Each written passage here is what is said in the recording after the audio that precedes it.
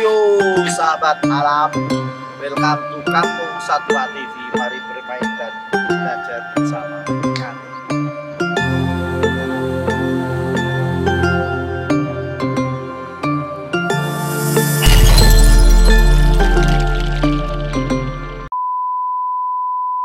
Itu gimana atau gimana itu, Pak?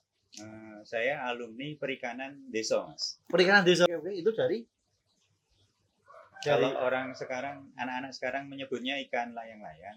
Oh, Waktu itu saya hanya sambil di situ kan memang daerah untuk mancing anak-anak ya.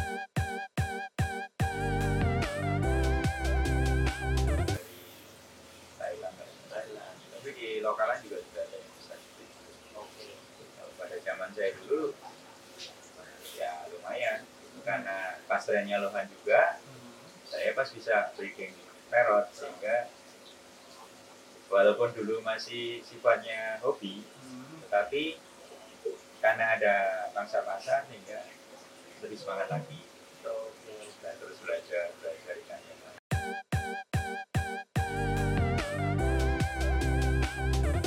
terus waktu itu Pak berarti yang digeluti waktu itu terus ini Pak ya, apa namanya lohan sama parrot itu ya Pak ya? Atau gimana Pak? Kalau awalnya saya lebih dulu produksinya parrot. Parrot dulu malah. Ya, itu saya malah lebih duluan breeding di beternak di ikan parrot. Nah, berjalannya waktu, kalau nggak salah lohan itu mulai tren tahun 2000 di Aquarama waktu di Singapura. Ikan itu dikenalkan di Aquarama dan menjadi kebutuhan baru yang menjadi tren.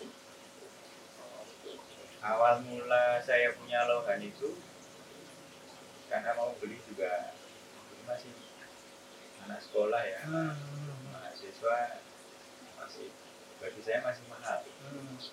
Waktu itu di toko-toko ikan hias masih seputaran harga 250 pada zaman itu. Keren Pak, 250 tahun 2000-an bro. Itu ya sekitar piro ya. Kalau sekarang ya sekitar berapa gitu Pak? Kalau ya intinya mahal lah. Mahal untuk kelas-kelas mahasiswa kan.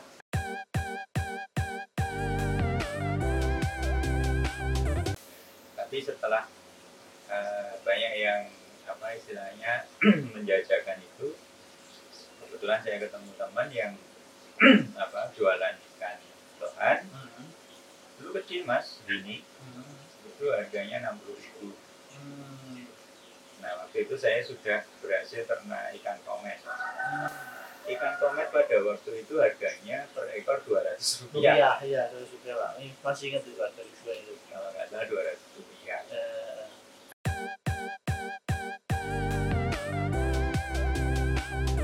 Oke, wah berarti lumayan Pak. 250.000 harga lohan, terus kemudian Pak Toro harus menukar tadi apa Pak? Anakan ikan komet ya Pak ya? Anakan ikan komet. Jadi kemudian seharga satu ekor lohan yang seharga kecil tadi berapa? 80 ribuan. 60 ribu berarti harus membutuhkan berapa ratus ekor komet ya Pak? 300 ekor komet untuk satu ekor ikan lohan. Mantap itu Pak. Terus gimana Pak? Apakah kemudian lohan ini yang memang dapatkannya sangat susah dengan banyaknya ikan komet itu kemudian jadi hobinya benar-benar hobi Pak Has atau seperti apa Pak? Atau justru yang lainnya dulu yang kemudian jadi hobi itu Pak? Ikan lohan itu dulu kan diistilahkan ikan keberuntungan. Oh iya, makanya hobi Pak ya? Ya, hobi. Kan istilahnya lainnya flower horn. Kan ada Oh iya, horn-nya kan. flower horn, iya. Dari situ kebetulan saya punya teman di daerah Muntilan yang punya ikan pedang. Saya gunakan waktu itu sekitar 1.000 ekor. Saya tuang di kolam bak saya yang ada, kemudian ikan lohan yang kecil itu tak jadiin satu di situ. Nah, mungkin ikan pedangnya sudah keluar wilayahnya dan sebagainya, dia juga makan itu. Karena kan dia ikan predator loh, ya. Iya, siklit ya Pak ya, siklit ya.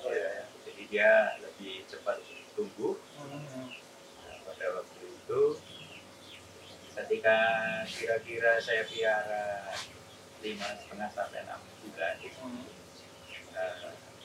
Ya karena saya biasa mengamati ikan, yaitu tadi saya sekolah di alam tadi, telaga tadi, kelihatan kok sudah ada gejala-gejala birahi. Nah, kebetulan saya kan stok ikan perot saya sudah dewasa juga.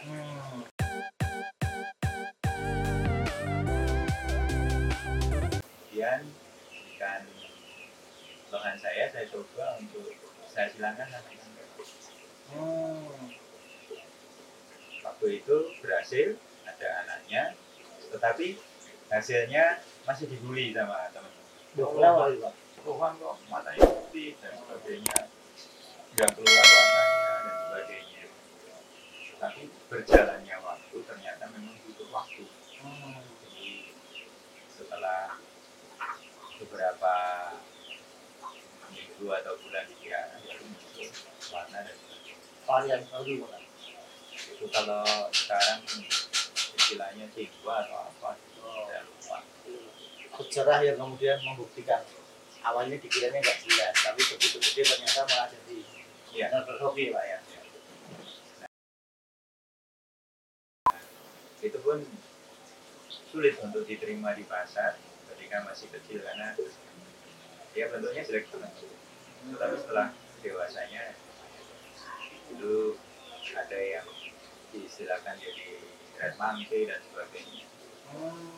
Padahal itu ikan-ikan eksperimen. Nah, Ya tidak sengaja ya. Ya sebenarnya sengaja tapi bukan target. Bukan target ya. Oke. Nah setelah itu akhirnya kan breeding perot saya berjalan seiring dengan perkembangan ikan lohan. Karena ikan perotnya biasanya untuk sparring, supaya mengumpulkan warna, menaikkan apa ya, libido sehingga dia untuk semua karakter. Nah setelah itu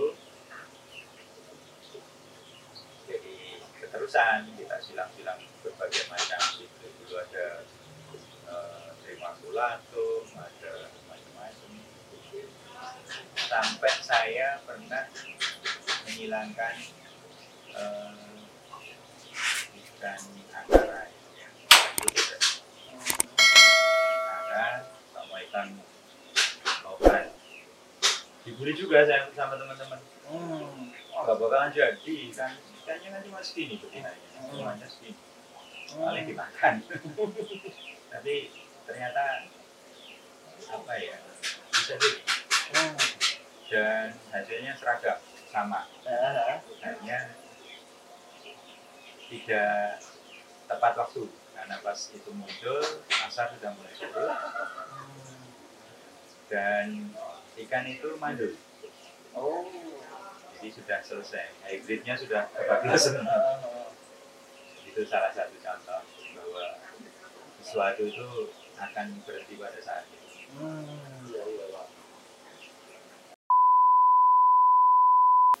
Dari secara ekonomi pada tren lohan ini ya boleh dibilang ada peningkatan ekonomi karena memang waktu itu luar biasa pasar ikan lohan ya. Maksud ngalang-ngalahin trennya arwana ya sebelumnya Pak ya. Arwana udah ini terus begitu muncul lohan arwana agak down ya.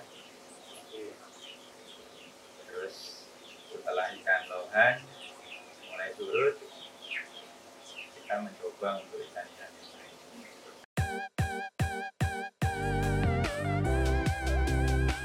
Ya Pak, itu Pak pas apa semuanya handle sendiri dari produksi pemasaran sampai ke banyaknya seperti apa Pak?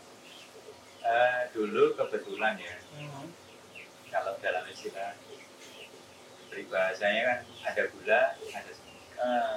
Ketika tren lohan ini ramai di pasaran, kebetulan juga banyak teman-teman anak-anak mahasiswa, adik-adik mahasiswa itu yang menerima. Nah, mereka kan istilahnya ikut seneng-seneng gratis dan malah dapat bonus. Kok bisa Pak? Karena kan waktu itu kan belum ada apa namanya sosial media itu, Facebook, Friendster mungkin ya, Friendster aja sangat terbatas waktu itu kan. Jadi kita tetap ada komunikasi tapi masih tapi jadul ya. SMS. Iya. SMS-an Nah, ya. nanti kalau ada order, anak-anak itu yang bantu mengantarkan. Jadi kita kasih.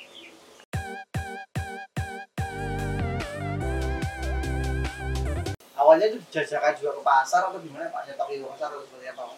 Kebetulan ada teman-teman yang memang sudah ngambil dari kami. Jadi saya memang jarang masuk ke pasar. Terus ngenalinya ke teman-teman itu Pak? Ya dari teman ke teman. Dari teman ke teman? Ya. Oke. Saya memang sengaja menjaga supaya sistem pasar itu tidak rusak. Karena apa?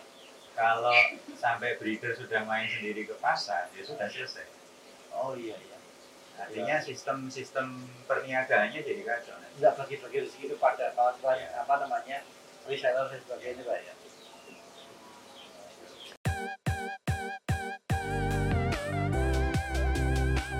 Ini kan trennya kan berubah-ubah terus Pak. Dulu dari tren arwana, terus suki tadi, cupang, luhan. Sekarang kayaknya ini luhan mulai lagi. Tapi sekarang juga ada trennya bagus-bagusan misalnya. Nah ini dengan posisi yang enggak jelas seperti ini dan selalu berubah itu gimana Pak? Tantangannya dan handle-nya Pak Has gimana itu? Ya kalau dikatakan secara strategis ya kita tetap harus piara ikan-ikan yang untuk menopang biaya hidup. Artinya ikan-ikan kecil yang konsumsi anak-anak. Artinya setiap hari laku, misalnya kita masuk ke pasar, toko-toko ikan hias masih bisa menerima dengan harga ya cukupan. Itu untuk menopang ketika ikan ini surut pasar. Sambil kita mencari kebutuhan baru, tren baru. Jadi tetap kita harus ada untuk recycling ya, operasional. Saya pikir bisa ya. Ini satu itu untuk putaran yang lebih cepat, menopang yang lainnya. Terus ini nunggu tren yang misalkan jadi bonus yang lebih besar gitu Pak ya. Jadi ikan-ikan abadi itu kan rasanya gapi, cupang, koi, termasuk salah satunya angelfish sama ikan mantis. Tapi jenis tertentu ya. Jangan salah loh, sekarang mantis ini harganya ada yang mahal.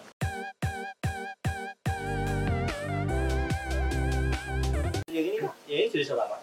Ini red devil, istilahnya red devil.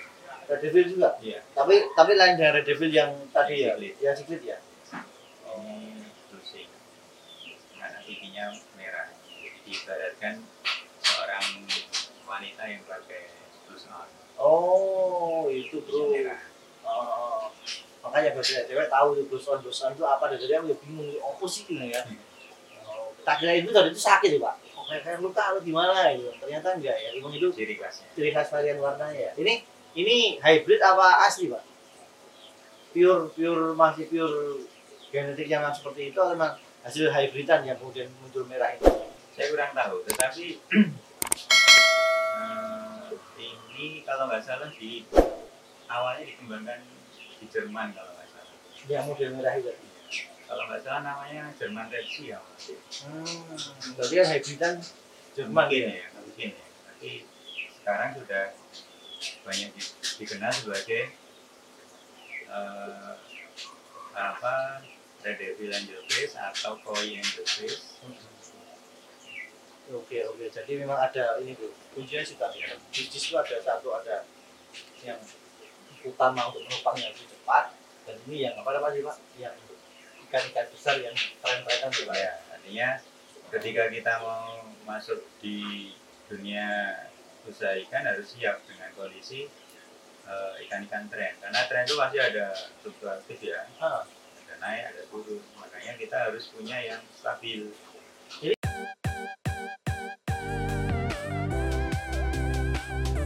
bisa nggak kita yang bikin jadi pencipta trennya Pak, atau trendsetternya gitu? Tadi kan pernah tuh Pak, dengan sejarahnya tadi bisa kemudian menciptakan varian baru lohan dan sebagainya. Jadi itu kan sepertinya itu kayak trendsetter juga. Kalau sekarang bisa nggak diciptakan lagi Pak ya seperti itu? Kalau untuk kita sulit ya, karena kita masih sangat tergantung dari tren internasional ya. Oh, karena dari propaganda media yang ada ya Pak ya. Tentunya itu ya. Tidak Pak. bisa dipungkiri lah. Nah itu. Tapi saya menarik Bu. Jadi yang dimainkan oleh Pak Hasni walaupun ada tren, dia tidak kemudian terus langsung apa namanya mati apa terbawa tren kan begitu ya.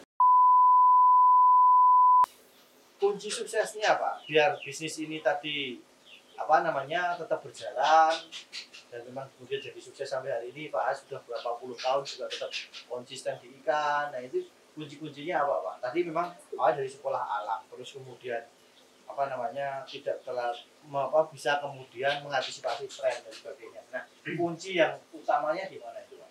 Kuncinya kejujuran. Kejujuran. Gimana Pak? Oh jadi mana kejujuran? Padahal saat ini yang namanya kejujuran itu ya memang barang langka itu kan endangered species kalau di sini kan. Sulit ya menjelaskannya Ya itu makanya nah, itu gimana Pak? Kejujuran ini unik loh. Kejujuran itu unik. Kejujuran dalam usaha ini Pak ya. Iya, artinya ya kita harus jujur dan edukasi terhadap konsumen. Artinya kita berikan informasi yang benar dan sebenar-benarnya. Ya ada kesabaran untuk menerima komplain. Ada kesabaran untuk istilahnya kalau orang Jawa nuntun ya supaya orang itu memelihara ikan yang baik itu seperti apa. Jadi benar-benar ada basic knowledge untuk memelihara ikan dan bisa menikmati. Sehingga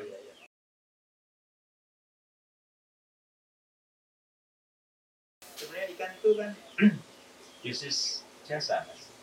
Tuh, kok jadi bisnis jasa Pak? Ini kan bisnisnya kan barang Pak, bukan jasa. Anak saya itu praktek hukum itu jelas jasa itu kan. Ini kan barangnya ada itu Pak. Aneh ya? Iya makanya Pak. Unik kan? Nah, Bisnis ikan itu bisnis jasa.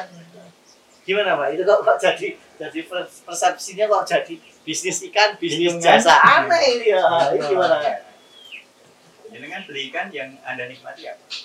Yang saya nikmati kalau untuk hias ya keindahannya tentunya Pak. Kalau yang untuk konsumsi ya rasanya kan gitu kan. Ini dalam konteks ikan hias loh ya. Nah, kalau ikan hias gimana Pak? Ya ini Pak, apa namanya? Anda beli ikan untuk apa? Dinikmati keindahannya Pak. Iya. Nah, terus Itu apa itu? dinikmati keindahannya. Apa itu coba? Kalau keindahan Itu kan jasa. biasanya dia melenggang Pak ya. Enggak, Gimana? jasa hiburan. Oh iya, jasa hiburan bro, ternyata ya. Oke. Nah, Ikan hias itu yang kita beli bukan ikannya mas. Jasa dia menghibur kita. iya. Betul juga itu Pak. Masuk Pak, masuk. Nilai ikan itu berapa? 1.000 mas. Tapi karena dia bisa menghibur kita, kita nilai mahal karena dia sama dengan kita ke diskotik mas. Oh iya, bener Pak. Kan kita Efeknya senang. seneng-seneng ya. Iya betul itu Pak. Makanya hampir tidak ternilainya di situ ya Pak ya. Karena kan aku seneng kok. Berapapun harganya saya beli. Jadi kan konsep jujur. Jadi situ kita jujur ikan kita seperti apa sehingga kita menjual jasa ke orang yang beli ikan itu. Jasa menghibur beliau. Nah, misalnya kita nggak jujur atau campur-campur semi tipu-tipu otomatis ya tak seneng ya Pak ya. Ya, akhirnya dia malah menjadi bumerang bagi kita. Wah, itu kok nggak benar dan sebagainya. Iya. Kuncinya itu bro, karena bisnisnya ternyata itu nggak cuma berlaku di ikan dong Pak. Ya kawan-kawan reptil, yang kawan-kawan burung ya memang akhirnya juga mencari kesenangan Ya. dari piara hobinya itu tetap bisnis hiburan juga Pak. Oke, nilai hekatnya di situ poinnya ya. Nah, ketika kita jujur akan membentuk apa? Brand image mas. Orang beli ikan dari kita itu nggak khawatir aku bakal rapusan dan sebagainya. Kita menciptakan brand image itu lama. Iya. Tidak hanya setahun 2 tahun. Kita diuji mas. Pas kita nggak punya uang, kita jual mahal, ngaku-ngakusi dan sebagainya. Itu sedino rong dino di titik ya Pak ya. Ya, itu kan akan menjadi ya itu tadi apa nilai setitik Rusak segala. Betul Pak. hanya kesalahan kecil kita Kesalahan kecil. kita punya niatan kecil untuk tidak jujur Itu salah brand image kita. Padahal brand image itu mahal. Nah, itu Kan membentuk goodwill, Mas. betul Pak, goodwill-nya gitu Pak. Oke, jadi kawan-kawan kuncinya juga tadi adalah apapun kawan-kawan bisnisnya, ketika itu sudah tidak dilandasi dengan kejujuran tadi, otomatis itu nggak akan bertahan lama. Mbak kowe bola balik gonta ganti bisnis, tetap endingnya tetap itu, kuncinya tetap itu. Nah, tadi saya sempat Pak, tadi Pak Har kan selain kita juga jujur ini dalam hal bisnisnya, tapi jujur dalam hal apa lagi Pak? Kalau nggak salah di jujur kepada, Ya bisa jadi kita harus jujur pada alam. kok jadi jujur kepada alam itu gimana Pak? Alam itu diam aja Pak. Mau kita apa-apain, mau dieksploitasi, mau digunduli hutannya, mau dikeruk, apa namanya buminya nggak ada masalah Pak. Jujurnya gimana itu? Apa yang perlu kita jujurkan kepada alam Pak? Ya kalau alam sudah tidak bersahabat dengan kita. Contoh yang kasusnya tadi saya belajarnya kan guru saya kan di alam tadi. Oh iya, di telaga tadi Pak. Togo tadi loh. Ah. Nah, karena terjadi apa ya kerusakan, Itu masih nggak Pak? Telaganya masih nggak? bekasnya masih, tapi sudah Bekasnya tidak masih? berfungsi kayak dulu lagi. Loh kenapa Pak? Karena sudah dikeruk Hah? sebelah-sebelahnya untuk sebagai apa uruk tanah uruk di pembuatan waktu itu untuk rekor. Oh, jadi udah ditumbal, jadi tumbalnya rekor itu Pak ya? Sehingga sekarang genangan air itu sudah relatif hanya kalau musim gini masih kering. Oke. Terus tadi Pak, kembali Pak, jujurnya ke alam tadi gimana Pak? Kemudian? Ya kalau kita sebenarnya kan bisa aja berbuat semaunya dengan alam. Bagaimana kita memperlakukan sumber air kita dan sebagainya. Kan kita mesti jujur ya. Kalau supaya kita itu dapat air yang kualitasnya bagus ya, memelihara alam dengan baik. Salah satunya itu, mungkin banyak contohnya. Oke. Poinnya di sana ya kawan-kawan ya. Jadi kejujuran di alam adalah bagaimana alam juga akan bereaksi terhadap kita gitu Pak ya. Dia nggak bisa ditipu ya Pak ya. Memayu hayu ning bawah. Apa itu Pak? Memayu hayuning Saya bawah. kurang tahu. Itu. Nah, memayu hayuning bawah terus Nanti dia googling. agak googling ya. Kita bahas untuk saja.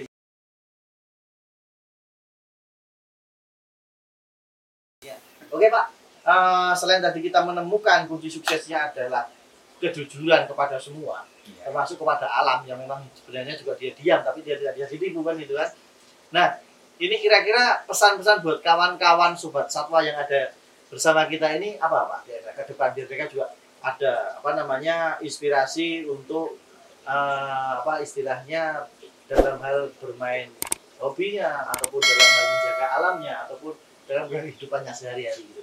Tapi kayaknya Pak Har juga sempat bilang ada berkah-berkah gimana itu. Oh, ya. Jadi kadang kita itu kan mengejar nominal. Mengejar nominal. Kalau kita bisnis kan aku beli sekian dapat untung yang sangat tinggi. Itu kan nominal yang kita dapat. Tapi kita lupa kadang-kadang keberkahan kita. Keberkahan itu apa Pak? Ya, Untuk kawan-kawan kita kan dididik dalam dunia materi Pak. Dalam dunia materialisme hari ini rasanya nek ora iso didelok, ora iso dirasake nganggo ilat, pakai lidah, pakai telinga, pakai mata itu kan enggak ada. Justru ketika kita belajar ekonomi misalnya, itu kan dengan pengorbanan tertentu kita dapatkan hasil yang sebesar-besarnya. Oh iya itu Pak, Itu kan cara mencari, sistem ya, keselakaan yang ada kan itu Pak ya. itu kan kita mengejar nominal. Tapi apakah dengan hasil itu kita mampu menikmatinya? Oh iya. Tapi kalau kita mengejar keberkahannya, artinya ya tadi dengan konsep jujur pada pelanggan dan sebagainya, akhirnya itu akan menjadi sebuah multiplier dari rezeki kita. Jenengan belikan dari saya, jenengan puas. Dengan saya mengambil untung yang wajar. Kan ada multiplier. Belikan di tempat panas.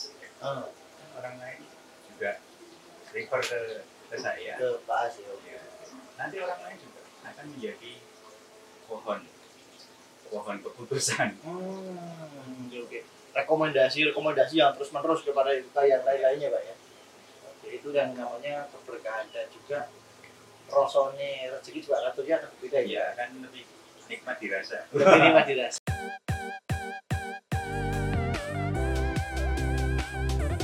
Oke kawan-kawan ya, ini udah dapat ilmu banyak dari Pak Has. Yang pertama bagaimana kita belajar sekolah dari alam.